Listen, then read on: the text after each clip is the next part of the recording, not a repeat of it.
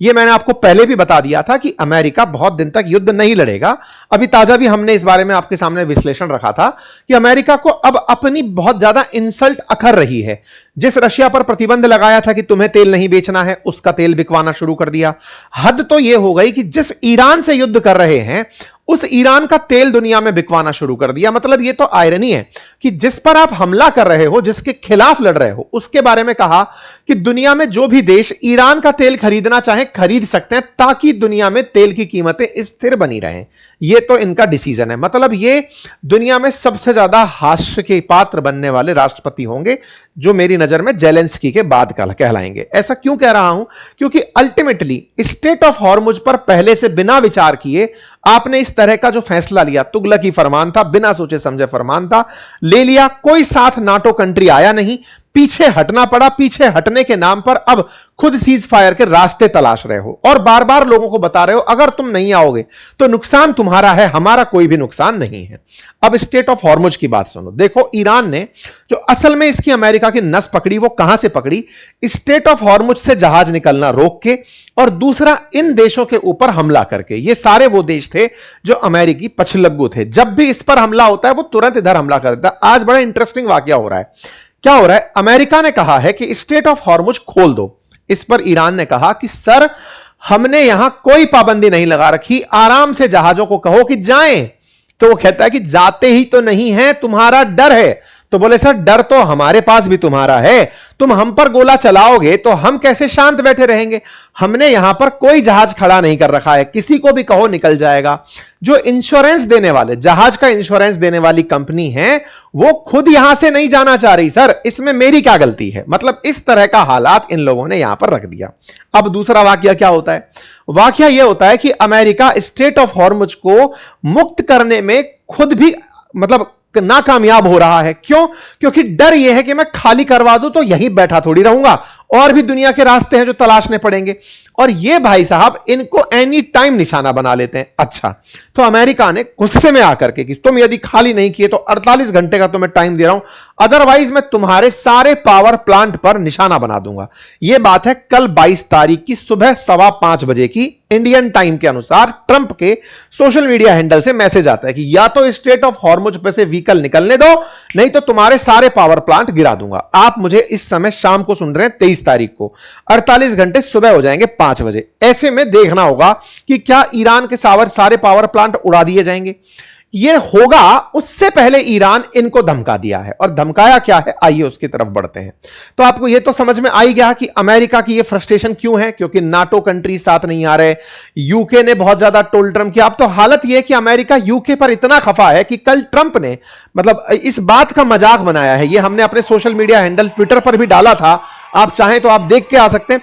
वहां पर अमेरिका ने यानी खुद ट्रंप ने यूके के कीर स्टारमर का मजाक बनाया और उस मजाक को अपने वीडियो में डाला, क्योंकि ये फ्रस्ट्रियाए हुए घूम रहा है। क्योंकि इन्हें ना तो नाटो साथ दे रहा, ना सहयोगी साथ दे रहा है, कोई युद्ध में आना नहीं चाह रहा है। कह दिया कि हम साथ हैं लेकिन जहाज नहीं भेज रहे।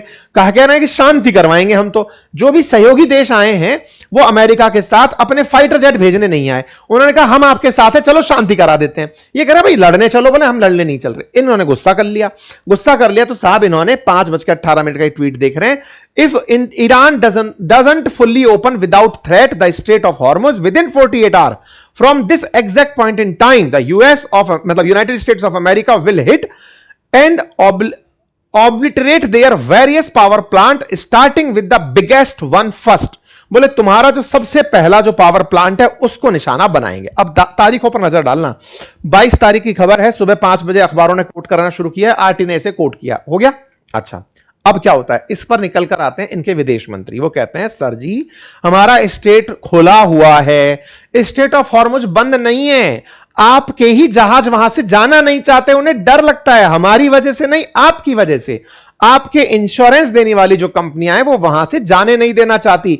आपने शांति हटा रखी है, पर कोई बात नहीं, ये तो प्यार की बात है। अब दुत्कार की बात सुनो। बात यह है कि यदि आपको लगता है कि आप हमारे ऊपर हमला करेंगे, आपको लगता है कि आप हमारे एनर्जी सिस्टम को तोड़ देंगे, तो सर ये जरा मैप देख लेना एक बार।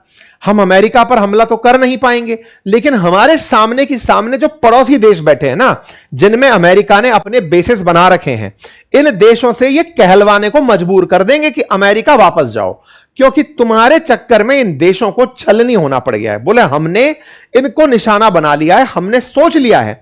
अच्छा, आपको इंटरेस्टिंग बात बताता हूं, ये जो पश्चिम एशिया के देश है ना, ये सऊदी अरब हुआ, ये इराक, दुबई, ये जितने भी यूएई, जितने भी देश हैं, इनके अंदर क्या डेजर्ट है, इनके पास पीने का पानी का बड़ा किल्लत है। तो ये क्या करते हैं, इस फारस की खाड़ी, पर्शियन गल्फ में जो भरा हुआ पानी है ना, इसको डिसैलिनेट करते हैं, यानी नमकीन पानी होता है तो उसका सलाइन यानी कि नमकीन निकालते हैं, नमक बाहर निकालते हैं और फिर उसे मीठा बना के पीते हैं। इनके यहां पर तेल की रिफाइनिंग से ज्यादा पानी की रिफाइनिंग मायने रखती है इन देशवासियों के लिए। तेल सस्ता पड़ रहा है क्योंकि निकालने का सिस्टम बड़ा है, पानी रिफाइन करके इनको पीना पड़ता है। आम जन के लिए पीने का पानी समुद्र से निकाल के लाना पड़ता है, अपने आप में महंगा प्रोसेस है और इनके लिए अफोर्ड करना बहुत भारी पड़ता है। तो इन्होंने कहा सुनो, तुम हमारी बिजली बंद करोगे, हम तुम्हारा पानी बंद कर देंगे। बिजली के बिना तो हम फिर भी रह लेंगे बेटा, लेकिन पानी के बिना तुम लोग नहीं रह पाओगे, और पानी का पूरा सिस्टम हिला देंगे, ये ध्यान रखना।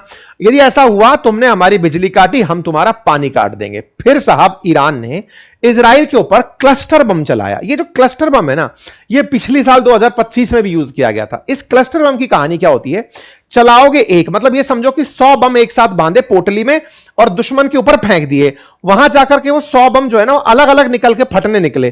तो जो आयरन डोम सिस्टम है, वो 100 की 100 को टारगेट करने अगर निकलेगा तो बहुत ज्यादा तो खुद का नुकसान होगा, फिर कोई ना कोई बम बचेगा और नीचे जाकर गिर देगा। कम से कम 2.5 किलो का एक गोला है, 100 गोले ऐसे समझो, अगर जाकर कहीं गिर रहे हैं तो बहुत ज्यादा किलोमीटर, 8-10 किलोमीटर में फैलकर नुकसान पहुंचाते हैं। तो इन्होंने क्या, क्लस्टर बम का यूज करना शुरू कर दिया। क्लस्टर बम दुनिया में लगभग 120 देशों ने प्रतिबंधित कर रखे हैं कि बोले भाई ये सही नहीं रहेगा, सिविलियंस को बहुत नुकसान होता है, युद्ध सेनाओं के बीच लड़ा जाता है। पर अमेरिका और इजराइल जब ईरान के अंदर सिविलियन को टारगेट बना रही है, तो इन लोगों ने भी अपनी तरफ से इजराइल को टारगेट बनाना शुरू कर दिया। क्लस्टर बम्स जो जाकर के 100 बमों में फट रहे हैं और जाकर टारगेट हो रहे हैं। इस बात को अब इजराइल वाले हर जगह दिखाते घूम रहे हैं कि देखो साहब, ये क्लस्टर बम फेंककर हमारे लोगों को मार रहे हैं। इसके लिए बाकायदा इजराइल में प्रधानमंत्री बाहर निकलकर आते हैं और इजराइल का हुआ नुकसान बाहर दिखाते हैं कि देखो साहब कैसे कैसे नुकसान हुआ है हमारा। यहां पर नेतन्याहू बाहर आते हैं और बाहर आकर के इजराइल में मीडिया को दिखाते हैं कि देखो, ये ह्यूमैनिटी को नुकसान पहुंचाने वाले ईरान नामक देश को धरती पर होना ही नहीं चाहिए, क्योंकि ये ईरान 4000 किलोमीटर दूर तो डियागो गार्सिया पर हमला कर दिया, हमारे ऊपर हमला कर दिया, क्लस्टर बम फेंक दिया, अब ये यूरोप को भी निशाना बनाएगा। सारे दुनिया के देश आते क्यों नहीं है साथ में, चलो ईरान को बर्बाद करते हैं। अब दूसरी तरफ ईरान का कहना है कि महाराज आप मारने आए थे हमें, हम तो बचाव में मार रहे हैं, अब तुमने हमारे देश में हमारे लीडर को मार दिया, अब दुनिया को दिखाने ये बाहर आ रहे हो कि हमारे ऊपर गोला आ रहा है, तुम हमारे ऊपर हमला करने आते हो, हम कुछ ना बोले। ये तुम्हारी चाहत जो दुनिया को अपने जख्म दिखाने की और मीडिया को कंट्रोल करने की है, ये सही नहीं है। कुल मिलाकर के इजराइल ने अपना नुकसान दिखाया।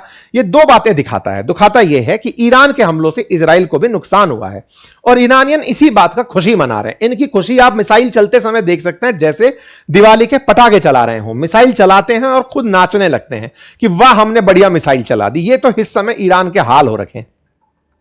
अल जजीरा ने बकायदा एक वीडियो क्लिप जारी की जिसमें बताया कि अभी जो आपने मिसाइल देखी है ना, वो तो समझो कि बर्फ के गोले के ऊपर एक छोटा सा टिप है, टिप ऑफ आइसबर्ग है। अभी इनके पास में इतनी मिसाइलों का असलाह बाकी है जिसका इस्तेमाल होना बाकी है। अमेरिका और इजराइल सतर्क रहे कि हमारी ये मिसाइलें अभी यूज नहीं हुई हैं और ये तुम्हारे लिए ही रखी हैं। सीज फायर तुम्हारी जरूरत हो सकती है, हमारे पास अब खोने के लिए कुछ नहीं है। प्यारे साथियों, जहां आप मुझे सुन रहे हैं उसके नीचे एक सब्सक्राइब का बटन दिया हुआ है, जिसे दबाने में कोई खर्च नहीं आता। आपका समय लगता है 2 सेकंड का, लेकिन आपकी ये 2 सेकंड की कीमत हमारे लिए हौसला बनती है। अगर आप इस छोटे से काम को करते हुए आगे बढ़े तो यह हमारे लिए बहुत ही सकारात्मक रहेगा, हमारे हौसले को बढ़ाएगा, हम आप तक और अच्छा काम लेकर पहुंचेंगे, ये और सुनिश्चित करेगा।